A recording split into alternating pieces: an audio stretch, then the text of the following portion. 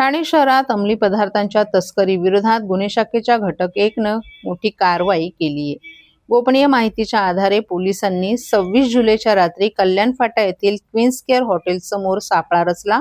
यावेळी ऑटो रिक्षातून एमडी अर्थात मेफेड्रॉन विक्रीसाठी आलेल्या सलमान मुन्ना शेख या 30 वर्षीय आरोपीला ताब्यात घेण्यात आले। आरोपीच्या झडती दरम्यान 1 किलो 520 ग्रॅम वजनाचा व्यापारी प्रमाणातील एमडी जप्त करण्यात आलाय। या अंमली पदार्थांची किंमत 3 कोटी 4 लाख रुपये असल्याचं पोलिसांनी सांगितलं। याशिवाय अंमली पदार्थ वाहतुकीसाठी वापरण्यात आलेली ऑटो रिक्षा, मोबाईल फोन आणि रोख रक्कम असा 3 कोटी 5 लाख 260 रुपये किमतीचा मुद्देमाल जप्त करण्यात आलाय। या प्रकरणी शिळढागर पोलीस ठाण्यात एनडीपीएस कायद्यान्वये गुन्हा दाखल करण्यात आला असून न्यायालयानं आरोपीला 31 जुलैपर्यंत पोलीस कोठडी सुनावली आहे। आरोपीला मेफेड्रॉनचा पुरवठा नेमका कोणी केला आणि या रॅकेटमध्ये आणखीन कोणाचा सहभाग आहे याचा तपास गुन्हे शाखेकडून सुरू आहे। ही सर्व कारवाई ठाणे शहर पोलीस आयुक्त आशुतोष डुंबरे यांच्या मार्गदर्शनाखाली गुन्हे शाखा घटक 1च्या पथकानं केली आहे। गुन्हे शाखा घटक 1चे पोलीस निरीक्षक अमोल वालझडे आणि त्यांच्या टीमला माहिती मिळाली होती की मुंब्रा शिळढागर हद्दीमध्ये एक इसम हा अंमली पदार्थ विक्रीसाठी येणार आहे। मेफेड्रॉन एमडी हा अंमली पदार्थ घेऊन तो विक्री करण्यासाठी येणार आहे। त्या अनुषंगानं ACP शेखर बागडे, पोलीस निरीक्षक अनिल शिंदे आणि त्यांच्या टीमने सापळा कारवाई आयोजित केली, ज्यामध्ये सलमान मुन्ना शेख राहणार मुंब्रा याला ताब्यात घेऊन त्याच्याकडून झडती घेतली असता त्याच्याकडे एकूण 1 किलो 520 ग्रॅम मेफेड्रॉन एमडी हा अंमली पदार्थ मिळून आला। कायदेशीर कारवाई करून त्याला अटक करण्यात आलेली आहे।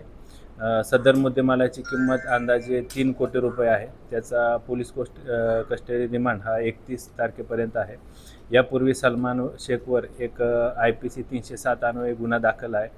सदर गुन्ह्याच्या तपासामध्ये सलमान शेखनं हा एमडी मेफेड्रॉन अंमली पदार्थ ज्या व्यक्तीकडून घेतला होता किंवा ज्या व्यक्तीकडून त्यानं परचेस केला होता तो व्यक्ती देखील तपासामध्ये निष्पन्न झालेला आहे। त्याच्याकडे आम्ही अधिक तपास करत आहोत। त्याचबरोबर तो एमडी मेफेड्रॉन अंमली पदार्थ कोणाला विक्री करणार होता या अनुषंगाने देखील आमचा तपास सुरू आहे। अजून बॅकग्राऊंड काय असेल? आरोपीवर यापूर्वी एक 307 खुनाच्या प्रयत्नाचा गुन्हा दाखल आहे। पूर्वी त्याच्यावर ड्रगच्या अनुषंगाने किंवा NDPS कायद्यान्वये काही गुन्हे दाखल नाहीत, परंतु NDPSच्या या ड्रग पेडलिंगमध्ये किंवा ड्रगच्या खरेदी विक्रीमध्ये त्याचा सहभाग असल्याचं निष्पन्न झाले। हा ड्रग्स कुठून आणला होता? ड्रग ज्या व्यक्तीकडून आणला होता तो व्यक्ती देखील तपासामध्ये निष्पन्न झालेला आहे। त्या व्यक्तीकडे आम्ही अधिक तपास करत आहोत। अजून आरोपी असण्याची शक्यता आहे? अजून आरोपी निष्पन्न होऊ शकतात, कारण या ड्रगच्या खरेदी विक्रीमध्ये इतरही काही इसमांचा सहभाग असल्याचं तपासात निष्पन्न झालं आहे। पोलीस कस्टडी किती आहे? 31 तारखेपर्यंत।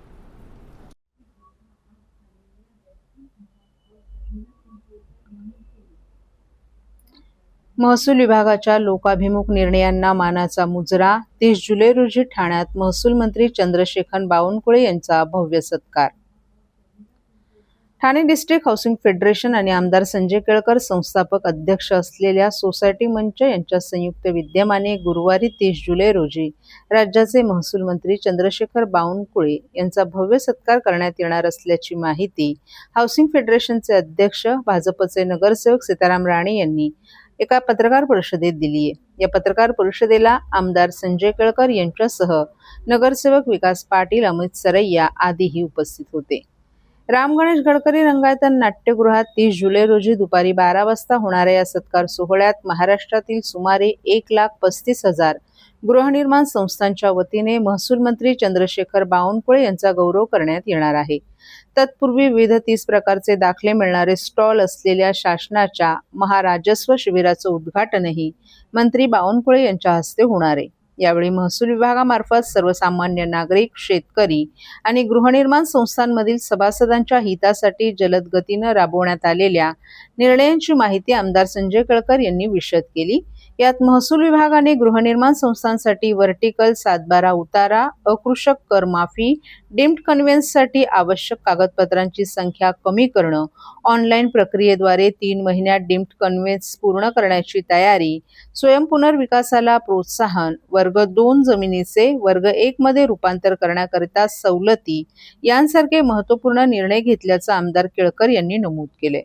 तसंच शेतकरी वर्गासाठी रस्ते, ऑनलाईन मोजणी अर्ज, अवैध रेती उपशावर नियंत्रण, नदी पात्रातील गाळ काढण्यास मदत, खातेदारांमधील जमीन वाटपाची सुलभ प्रक्रिया, सलोखा योजना तसंच 2011 पर्यंत गरजेपुरते 1500 चौरस फुटांपर्यंत उभारण्यात आलेल्या अनधिकृत बांधकामे नियमानुकूल करणं अशा विविध लोकहिताच्या योजनांमुळे नागरिकांना मोठा दिलासा मिळाल्याचं आमदार केळकर यांनी सांगितलं. महसूल विभागाच्या अशा अनेक लोकाभिमुख निर्णयांमुळे नागरिकांचं कामकाज अधिक सुलभ झालं असून आर्थिकदृष्ट्याही मोठा लाभ झाला आहे. या कार्याची दखल घेत राज्यभरातील गृहनिर्माण संस्थांच्या वतीने महसूल मंत्री चंद्रशेखर बावनकुळे यांचा भव्य सत्कार करण्यात येणार असल्याचं त्यांनी सांगितलं.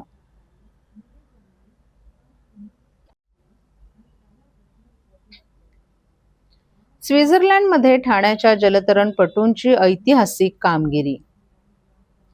स्वित्झर्लंडमधील झुरिच लेक येथे झालेल्या 38व्या श्री चिन्मय स्विंग मॅरेथॉन स्पर्धेत ठाण्याच्या 3 युवा जलतरणपटूंनी भारताला प्रथमच रौप्य पदक मिळवून देत इतिहास घडवलाय. या यशाबद्दल कोकण पदवीधर मतदारसंघाचे आमदार ॲडव्होकेट निरंजन डावखरे यांच्या हस्ते जलतरणपटू आणि प्रशिक्षकांचा सत्कार करण्यात आलाय. ठाणे महानगरपालिकेच्या मारुतराव शिंदे जलतरण तलावात सराव करणाऱ्या आणि ठाणे जिल्हा हौशी जलतरण संघटनेशी संलग्न स्टारफिश स्पोर्ट्स फाउंडेशनच्या आयुष्य कैलास आखाडे, समिप्ता गणेश वाव्हळ आणि सुयश प्रियंका हिंदळेकर यांनी 26 किलोमीटरच्या वेटसूट सांघिक प्रकारात अवघ्या 8 तास 7 मिनिटात अंतर पूर्ण करत भारतीय संघाला ऐतिहासिक रौप्य पदक मिळवून दिले. रॅपसरविल ते झुरिक या खुल्या पाण्यातील स्पर्धेत मुसळधार पाऊस, जोरदार वारे आणि 12 ते 13 अंश सेल्सिअस तापमानाच्या थंड पाण्याचा सामना करत या खेळाडूंनी उल्लेखनीय कामगिरी केली. 10 आंतरराष्ट्रीय संघांमध्ये भारतीय संघ हा वयाने सर्वात लहान संघ होता. सत्काराप्रसंगी आमदार डावखरे यांनी युवा जलतरणपटूंना श्री विठ्ठल रुक्मिणीची मूर्ती भेट देत शुभेच्छा दिल्या. या खेळाडूंनी भारताचा तिरंगा आंतरराष्ट्रीय स्तरावर अभिमानाने फडकवला असून भविष्यातही ते देशाचं नाव उज्ज्वल करतील असा विश्वास त्यांनी व्यक्त केला. प्रशिक्षक कैलास आखाडे यांच्या मार्गदर्शनाचंही त्यांनी विशेष कौतुक केलं. साहेब, स्वित्झर्लंडमध्ये झालेल्या मुलांचा नंतर आज सत्कार केला, काय सांगू? स्वित्झर्लंडमध्ये झालेल्या ज्या चिन्मय स्विम मॅरेथॉन ही एक 26 किलोमीटरची झ्युरिक लेक इथे ही स्पर्धा आयोजित केली होती. 38 वर्षामध्ये पहिल्यांदा भारतामध्ये आपल्याला या स्पर्धेमध्ये यश मिळालेलं आहे. ठाण्यातले आपले तिन्ही मुलं, आयुषी आहे, त्याचबरोबर समिप्ता आहे, त्याचबरोबर सुयश आहे, या तिघांनीही खऱ्या अर्थाने हा मान मिळवून दिलेला आहे. स्टारफिशच्या माध्यमाने ठाणे डिस्ट्रिक्ट ॲक्वेटिक असोसिएशनला असोसिएटेड असताना याच्यामध्ये एक चांगल्या पद्धतीचं काम स्टारफिशच्या माध्यमाने सुरू आहे. मी आखाडे सरांचंही मनापासून कौतुक करेन, कारण त्या तिकडे एवढ्या थंडीतही त्यांना ताप असूनही त्यांनी या मुलांचं ट्रेनिंग आणि त्याबाबतीत ह्या मुलांना जे प्रोत्साहन दिलं पाहिजे ते प्रोत्साहन देऊन चांगल्या पद्धतीने हे मुलं परफॉर्म करू शकतील असा त्या तिकडे प्रयास केला. या मुलांच्या माध्यमाने पुन्हा एकदा ठाण्याचा मान आणि त्याचबरोबर आपल्या महाराष्ट्राचा, आपल्या देशाचा मान हा निश्चितपणे वाढलेला आहे. मी या मुलांना मनापासून अभिनंदन करतो. जसं या मुलांनी आपलं ठाण्याचं नाव भारतात उज्ज्वल केलं आहे, तसं इतर मुलांना आपण काय आव्हान करायचं? खरं तर स्टारफिश आणि ठाणे डिस्ट्रिक्ट ॲक्वेटिक असोसिएशनच्या माध्यमाने नेहमीच मुलांना प्रोत्साहन देण्याचं काम आणि स्विमिंगमध्ये ते जास्तीत जास्त प्रगती करावी, चांगलं मोठी त्यांनी प्राप्ती करावी हा एक प्रयत्न चालूच असतो. आणि निश्चितपणे एक चांगल्या पद्धतीतलं यश या माध्यमाने, मुलांच्या माध्यमाने ठाण्याच्या सर्वच ठाण्याचा मान वाढेल असा विश्वास मला आहे. दादा, दात घासताय ना, मग पाणी का वाया घालवताय? ताई, भांडी घासा नाहीतर फोन पहा, पण नळ का चालू ठेवलाय? अंघोळ झाली ना करून, मग शॉवर चालूच. कपडे धुताय पण पाणी वाया जातंय, त्याचं काय? गाडी अशी धुताय आणि उद्या पाणी कायमचं संपलं तर? पाण्यासाठी किती जणांची वणवण होते, कित्येक कुटुंबांना तर पाणी मिळतही नाहीये. पाणी बोलत नाही, पण आपण त्याची किंमत जाणली पाहिजे. पाण्याचा अपव्यय टाळा, परिस्थिती भीषण होऊ शकते. प्रत्येक थेंब जपा, पाणी वाचवा. पाणी ही निसर्गाची देणगी आहे. पाणी निर्माण करता येत नाही. पाण्याची बचत हीच पाण्याची निर्मिती. ठाणे महानगरपालिकेतर्फे जनहितार्थ जारी.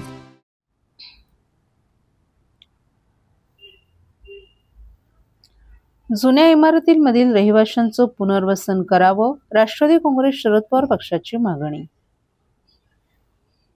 मुंब्रा येथे एका जुन्या इमारतीचा सज्जा कोसळून झालेल्या दुर्घटनेत एका मुलीचा दुर्दैवी मृत्यू झालाय. या मृत्यूची जबाबदारी कोणाची आहे? पालिकेनं जुन्या इमारतींमध्ये राहणाऱ्या नागरिकांचं पुनर्वसन न केल्यानेच ही दुर्घटना घडलीय. त्यामुळे या दुर्घटनेत मृत्युमुखी पडलेल्या मुलीच्या कुटुंबियांना 10 लाखांचं अर्थसहाय्य करावं अशी मागणी विरोधी पक्षनेते शानू पठाण यांनी केली आहे. तर सर्वेक्षण पाहणी हे प्रकार फार्स असल्याचा आरोप गटनेते अभिजित पवार यांनी केला असून ठाणे महापालिका फक्त धोकादायक बांधकामं नोंदणीचीच कामं करीत आहे अशी टीका ज्येष्ठ नगरसेवक सुधीर भगत यांनी केली आहे. मुंब्रा येथे काल एका जुन्या इमारतीचा सज्जा कोसळून एका मुलीचा मृत्यू झाला तर अनेक जण जखमी झाले. या इमारतीमधील नागरिकांना वाचवण्यास शानू पठाण यांनी मोलाची भूमिका बजावली. पठाणे कोसळलेल्या इमारतीच्या सज्जावर चढून इमारतीत अडकलेल्या नागरिकांना खाली उतरवलं. तसंच जखमींना तात्काळ रुग्णालयात दाखल केलं. आज या संदर्भात राष्ट्रवादी काँग्रेस शरद पवार पक्षाच्या नगरसेवकांनी पत्रकार परिषद घेऊन पालिकेच्या धोरणावर टीका केली. विरोधी पक्षनेते शानू पठाण यांनी ठाणे महानगरपालिका क्षेत्रात विशेषतः कळवा, मुंब्रा आणि दिवा या परिसरांमध्ये सुमारे 40 ते 45 वर्ष जुन्या आणि अत्यंत धोकादायक इमारती असून अनेक नागरिक या इमारतींची दुरुस्ती करू शकत नाहीत किंवा त्यांना क्लस्टर अंतर्गत मंजुरी अथवा परवानगी मिळत नसल्याचं सांगितलं. त्यामुळे प्रशासनाने आणि ठाणे महानगरपालिकेने यावर तात्काळ कठोर निर्णय घ्यावा, जेणेकरून नागरिकांचा जीव वाचू शकेल आणि धोकादायक इमारतींच्या पुनर्विकासाचा किंवा दुरुस्तीचा प्रश्न सुटू शकेल. तसंच या दुर्घटनेत मयत झालेल्या मुलीच्या वारसांना 10 लाखांचं अर्थसहाय्य द्यावं अशीही मागणी केली. गटनेते अभिजित पवार यांनी ठाणे महानगरपालिका प्रशासनाचा कारभार अत्यंत ढिसाळ असून महापालिका नागरिकांना मूलभूत सुखसुविधा देण्यात अपयशी ठरल्याचं सांगितलं. शहरातील अनेक जुन्या आणि धोकादायक इमारतींच्या दुरुस्तीकडे दुर्लक्ष केलं जात असून यामुळे नागरिकांच्या जीवाशी खेळ सुरू आहे. धोकादायक इमारतींमधील रहिवाशांना तात्काळ सुरक्षित ठिकाणी स्थलांतरित करून त्यांचं पुनर्वसन करणं आवश्यक आहे, परंतु प्रशासनाकडून योग्य ती कारवाई केली जात नाही. ठाणे महानगरपालिका आयुक्तांनी या गंभीर प्रकरणाची दखल घेऊन तातडीनं कठोर निर्णय घ्यावा आणि नागरिकांचे प्राण वाचवावेत अशी मागणी केली. दरम्यान सुधीर भगत यांनी ठाणे शहरात अशी दुर्घटना घडल्यानंतर ठाणे महानगरपालिकेला जाग येते आणि विस्थापितांना शाळेत ठेवलं जातं ही बाब अत्यंत चुकीची असल्याचं सांगितलं.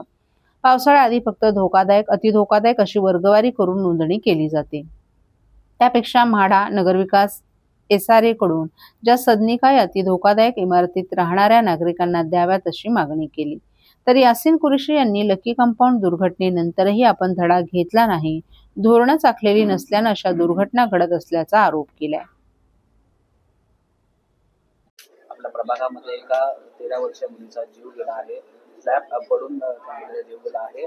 आज आपण ठाणे महानगरपालिकेमध्ये किंवा ठाणे महानगरपालिकेकडे काय मागणी करत आहात? ठाणे महानगरपालिका के क्षेत्र के अंदर थाना, कलवा, मुंब्रा, दीवा इन परिसर में 40-40 साल 45-40 साल पुरानी जूनी अति धोखादायक बिल्डिंग, कई लोग दुरुस्ती इसलिए नहीं करा रहे, डेवलप करने इसीलिए नहीं दे रहे कि नियम का हवाला के सबसे उनके क्लस्टर में नहीं जा पा रही है, सेंशन नहीं हो पा रहा है. तो शासन और महानगर पालिका को एक निर्णय लेना पड़ेगा थाने घर के लिए, ताकि बेचारे जो थानेकर है उनके ऊपर जो खतरा मंडरा रहा है मौत का, वो संकट दूर हो सके. त्वरित रूप पे उनको तुरंत डेवलपमेंट कैसे किया जाए, रीडेवलपमेंट, नहीं तो उनकी रिपेयरिंग कैसे किया जाए, और ऐसी कैसी कितनी डेंजरस बिल्डिंग है जिनके ऐसे आने वाले वक्त के अंदर घटना हो सकती है, इसके ऊपर निर्णय थाने महानगर पालिका को तुरंत लेना पड़ेगा. और ये 15 दिन के अंदर दूसरी घटना है. हाल ही में एक अमृतनगर में एक बिल्डिंग पे एक व्यक्ति गिर के जख्मी हो गया, सीरियस हो. ये दूसरी बिल्डिंग है जिसमें लोग डायरेक्ट बच्चे की जान गई, कई बच्चियां बच गई, कई परिवारों को हमने TDRF की टीम के साथ निकाला. लेकिन प्रश्न ये है कि उनको एक जो जिसके घर में डेथ हुई है वो बच्ची के घर वालों को मुआवजा दिया जाए, दूसरा ये कि थानेदार के ऊपर जो अपना घर जाने का खतरा मंडरा रहा है, उसके ऊपर शासन और महानगर पालिका एक ठोस निर्णय ले, ऐसी हमारी मांग। सर इसी तरह की जो घटनाएं हैं ये बागले स्टेट में सब जगह हो रही, थाने का क्लस्टर का जो है प्रस्ताव चालू है, क्लस्टर मुमरा के बारे में क्या क्लस्टर के नियमों का कई जगहों पे कलवा मुमरा दीवा में दिक्कतें हो रही है, तो ये महानगर पालिका और शासन को बैठ के करना पड़ेगा। या तो उनको उन बिल्डिंगों को रिपेयरिंग किया जाए, या तो उन बिल्डिंगों को किस तरीके से डेवलपमेंट कर सकता है, ये तो शासन और नगर पालिका चाहे तो हो सकती है। ये नगर सेवक के बस के मामले में अकेला नहीं है, लोक प्रतिनिधि नहीं कर सकता। तो शासन और महापालिका एक ठोस निर्णय ले ताकि थानेदार की जान बच सके। महाराष्ट्र के जो उप मुख्यमंत्री मेरी क्लस्टर है इसके बारे में, मुमरा के क्लस्टर के बारे में उनकी मेरी उनसे विनती है कि इसीलिए मुमरा और दीवा और कलवा उस पर ध्यान देके उनको कई बिल्डिंगें जो है उनको रीडेवलपमेंट कैसा कर सका जाए, ऐसा उनके ऊपर ध्यान देना चाहिए, यही मेरी विनती। प्रकार करते परंतु त्यावर कुठल्या प्रकारे ठोस निर्णय होत नाही आणि त्यामुळे अनेक वेळा नागरिकांचे जीव जातात। काल देखील एक लहान मुलीचा जीव गेला, काय सांगा? जीवनाशी कसं खेळायचं हे महानगरपालिकेच्या अधिकाऱ्यांना बरोबर जमतं। ज्या पद्धतीचं या सर्व सुख सुविधा काय असतात त्या तुम्ही देऊ शकत नाही, ते एक आपल्या महानगरपालिकेसाठी खूप लज्जास्पद गोष्ट आहे। सागर शिंदेपासून ते आरटीओच्या इथलं झाड पडल्यापासून, खारेगावचं झाड पडल्यापासून ते आता काल विरोधी पक्ष नेत्यांच्या वॉर्डमध्ये जे झालेली घटना, या घटनांचं स्वरूप पाहता जीव एकदम स्वस्तात जातो असं गणित आता जुळलेलं आहे की जीवाची, कोणाच्याही जीवाची अजिबात पर्वा नाही। C1 झाली असेल तर शिफ्टिंग का नाही करून घेत? तुमच्याकडे घरं नाहीयेत, मग ते घरं आहेत ते ठेवलीत कोणासाठी? जे पात्र आहेत त्यांना तुम्ही द्यायला पाहिजेत ना। शाळेमध्ये शिफ्टिंग करता किंवा बाहेर इतर ठिकाणी शिफ्टिंग करता, शाळा हा काय पर्याय आहे काय? C1 वगैरे या बिल्डिंग झाल्यात, पटापट त्यांनी शिफ्टिंग करून त्यांचं आयुष्य वाचवायला पाहिजे ना। पण यामध्ये सगळं आपला नियोजन शून्य कारभार या महानगरपालिकेचा आता दिसत आहे, या पावसाळ्यात दिसून आलेला आहे। त्यामुळे त्यांना आता माझी विनंती आहे की बाबा यात थोडं तरी लक्ष घातलं पाहिजे। आयुक्तांना विनंती आहे